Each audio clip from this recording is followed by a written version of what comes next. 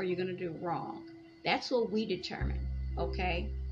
But as to what is right or wrong and establishing what is right or wrong or rewriting everything to suit us, no, that's not us, okay? You can attempt to do it, okay? And I know that there's a lot of versions of the Bible. Things are taken out of the Bible, okay, and put in the Bible. But the Bible, just like God is God, and the Bible, God's word, is just what it is, okay? It's God's word. It's not changing anything in the bigger scheme of things. You can write as many books as Bibles as you want. You can alter it. You can change it. You can add, take away, obliterate it. But God's word is God's word. And that's just what that is.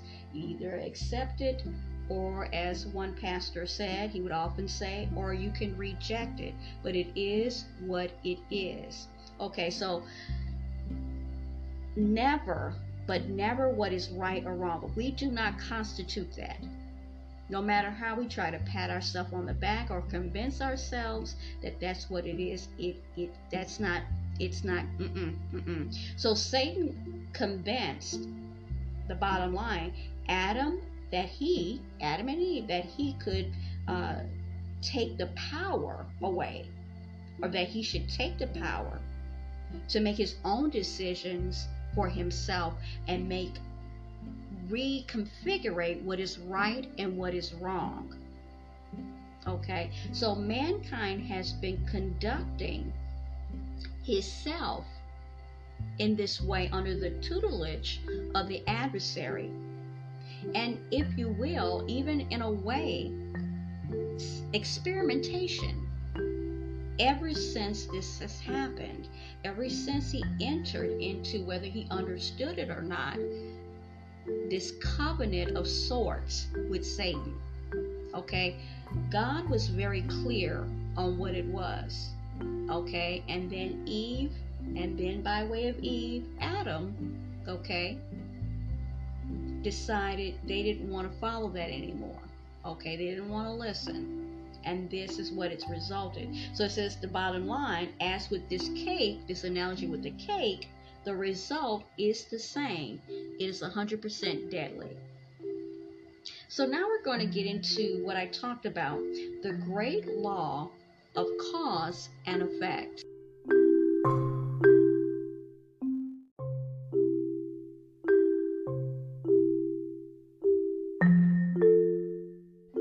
So everybody, to a certain extent, I would think, understands the law of gravity. Let's start there.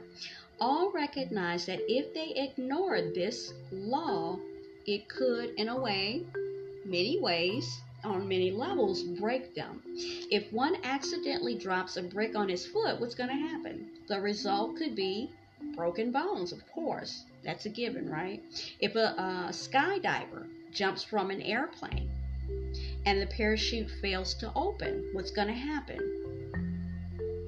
Highly likely, you are going to die. I know I'm kind of like, or among other things. There's been some anomalies in which people live, but they really are badly hurt, but most likely they're going to pass away and die. So while most never identify cause and effect as an immutable law governing almost every action in life, they are aware, okay, that it is a general principle at work in certain circumstances. Every effect can be traced to one or more causes. Cause and effect. Unwanted or illegitimate pregnancies, crime, drug addiction, bankruptcy, and 1,000 other effects can be linked to certain causes. Now we're going to turn our attention to Proverbs 26:2, and it teaches us this: the curse causeless shall not come. This verse reveals that causes, okay, bring effects. only a few things are products of chance, like what I was saying about certain anomalies, okay? But basically that's what it is, okay? And that in itself is scientific, if you believe in science. And there are a lot of people that believe in science. So cause and effect, the law of gravity, the law of cause and effect. So it goes on to say, what can mankind not see? Why can't mankind not see this law at work when he looks at the world as a whole, the world around him? Why do none look for the cause, all caps, of this world's ills and its evils? Why are educators not teaching this greatest of all principles? Look at the world. Do you wonder why it is filled with so much misery, unhappiness, and discontent and confusion? People not knowing what their purpose is, not knowing why they exist, like what we're talking about, what their real origins, why are we here? Even supposed Christianity, okay, as an organization, organized religion, has almost completely ignored the relationship between cause and effect. The cause of all the world's troubles began in the beginning, okay?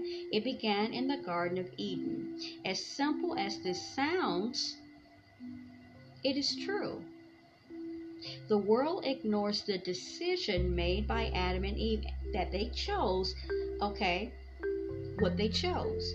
They chose not to eat of the tree of life, okay, choosing instead to eat of the tree of the knowledge of good and evil. Tree of life, tree of knowledge of good and evil, okay? Have you wondered what would have happened if just two people had chosen the tree of life? They didn't choose it. They chose the other tree at the urging of the adversary. But they were told before the adversary even stepped on, or in this case slithered onto the screen and into this particular picture and into this particular scenario, that everything that was told to them previously was a lie, was untrue. God gave it to them raw. He gave it to them. He was transparent, as they say now. This is what it is. If you do this, okay, this and that, cause and effect, will happen to you. He wasn't lying. He laid his cards on the table because their relationship up to this point was based on love and trust, among many other things. So, yeah, what would have happened if these two people had chosen the tree of life? Think how this would have changed today's world. I think about it all the time. That may sound crazy, but I do, and I say it quite a lot. I don't know if it's right or it's wrong, but I do think about it a lot, how different things would be. But things didn't turn out that way, but there is hope. Okay, everything would be different. There would be no wars, no armies, death, devastation, displacement of peoples, okay, and so many other things that are taking place right now. They never would have happened. They would be happening right now. There would be no famine or hunger because there would be plenty of food for everyone. Okay, there would be no doctors because there would be no illness. Hospitals and clinics would not exist. You don't need it because everybody's physically fit. They're well. Okay? Neither would prisons, jails, judges, and police forces that exist to actually punish lawbreakers. Universal happiness, abundance, prosperity, peace, and harmony would abound all over the world, not in certain areas, not with certain people. It would be with Everyone. Everyone. Does this sound like a dictator or a tyrant?